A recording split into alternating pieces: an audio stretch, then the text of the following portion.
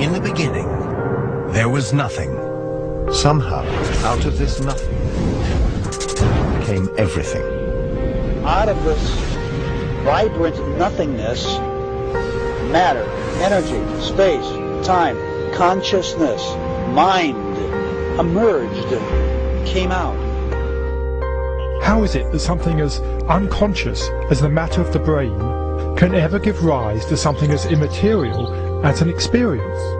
If you want to see fear in a quantum physicist's eyes, just mention the words, the measurement problem. The measurement problem is this: an atom only appears in a particular place if you measure it. In other words, an atom is spread out all over the place until a conscious observer decides to look at it. So the act of measurement or observation creates the entire universe. Only conscious beings can be observers, then we're intimately hooked into the very existence of reality. Without us, there would just be this expanding superposition of possibilities with nothing definite ever actually happening.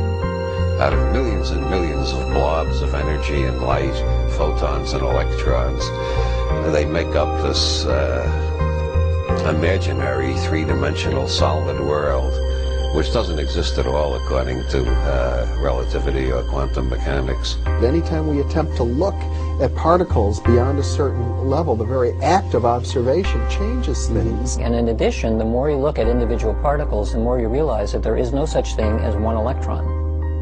An electron, or any elementary particle, exists only in relationship to other things, like other particles or the universe at large.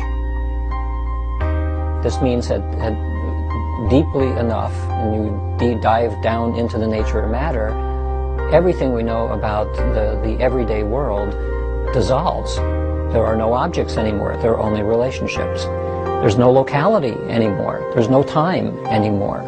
The more you look at something in detail, in what we think of as solid matter, the less and less solid it begins to look. The only realities we know are the ones our brain manufactures. Our brain receives millions of signals every minute, and we organize them into holograms, which we project outside ourselves and call reality. Well, the brain cortex, if it is also a hologram, then it's a three-dimensional hologram.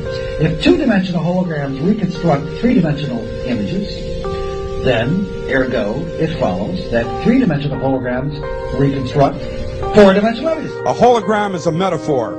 It is how you take n dimensions of information and you bring them down into n-1 dimensions. It's a way of relating the paradoxes that we find in how to make a leap from this concept to that concept. The conceptual pigeonholes we use, words, to describe reality, are phenomena inside our head. They're not out there. And most of the time this is a philosophical quibble, but when you get down to quantum physics, and this is one of the reasons that Bohm came up with the holographic idea, it starts to have real effects. And one of those is it's been discovered that if you take two subatomic particles like electrons, in certain instances, when you do something to one, it will always affect the other, no matter how far apart they are. Well, how can this be? But what this tells us is that once matter is physically joined, even when it becomes separate, the energy is still there that's connecting it.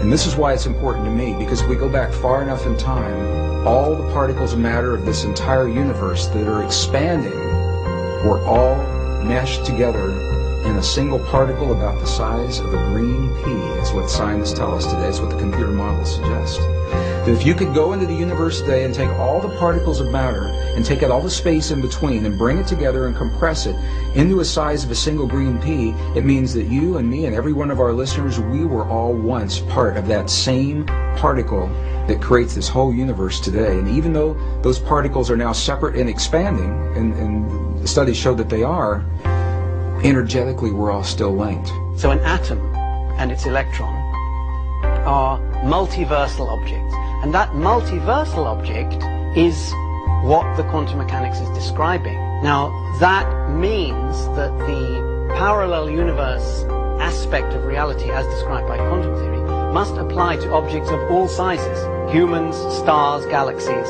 everything. And that's why we call it the parallel universe theory rather than just parallel electrons theory.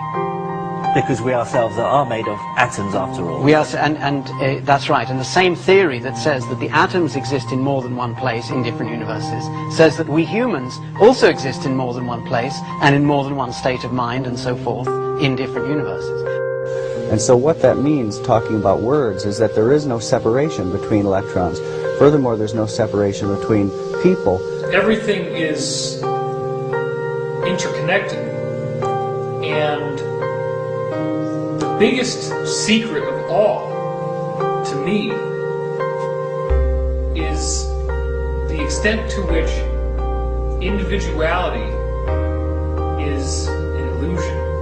Illusion comes from how our minds perceive. My illusion comes from my mind, your illusion comes from your mind.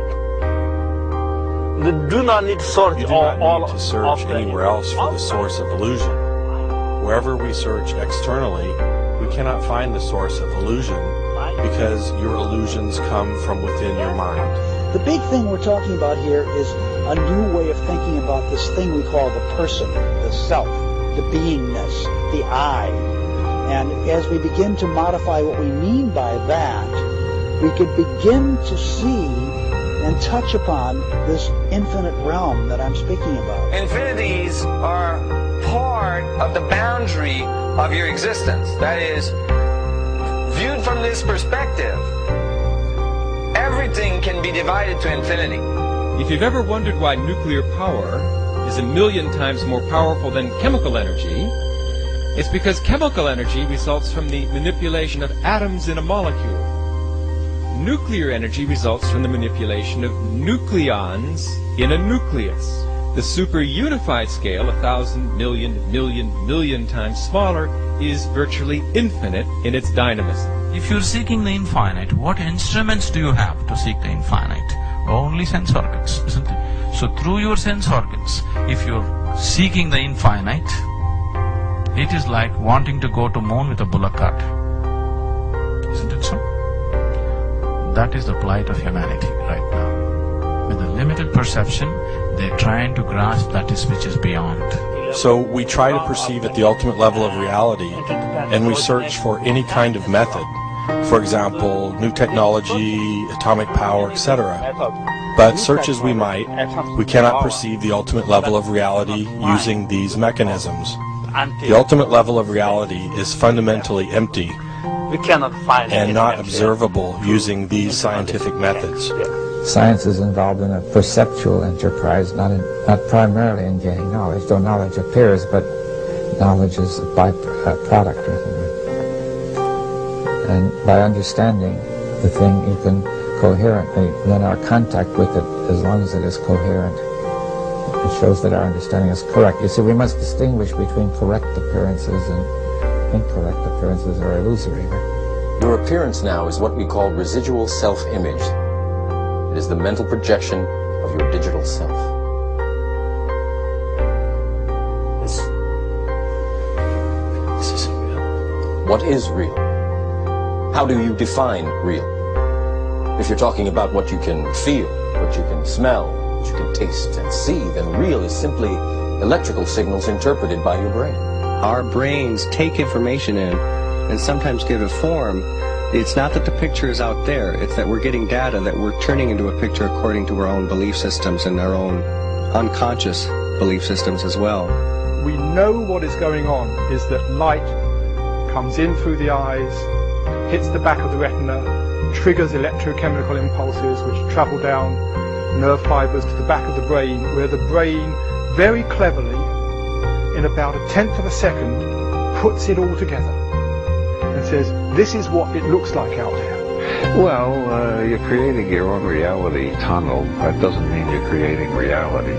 Out of reality, whatever that is, out of the infinite flux of energy, you're creating your own reality tunnel, and most people aren't aware of it.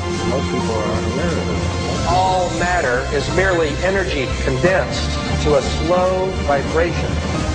That we are all one consciousness experiencing itself subjectively. There is no such thing as death. Life is only a dream. and we are the imagination of ourselves.